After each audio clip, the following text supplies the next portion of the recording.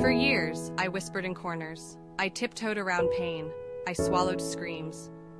But today, I speak into microphones, into hearts, into generations. Hi, I'm Lois, and this isn't just my voice. It's the echo of every woman who was ever told, "Be quiet." It's for every girl who was shushed before she ever shouted, just like Phyllis' story. I grew up in a house where truth was dangerous, where silence kept the peace and screaming brought the storm. When I was 10, I tried to tell someone what happened to me, but they said, "Don't make things worse." So I stopped trying. I made myself small. I rehearsed being invisible. I learned how to cry without sound, to hurt without being seen. The whisper became a weight. At 22, I forgot what my real voice sounded like. I journaled like I was screaming into pages. One day I wrote, "If I die today, they'll still never know the truth." And that broke me open.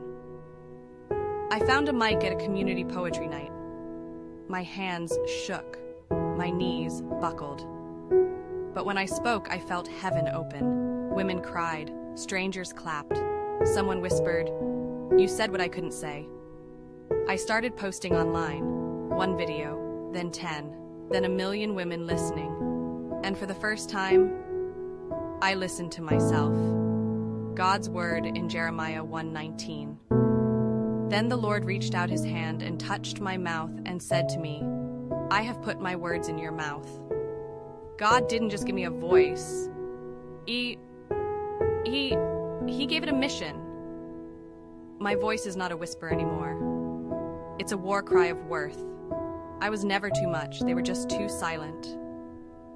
You may have been hushed, hidden, or hurt, but your voice still lives inside you. And when you let it rise, the world listens.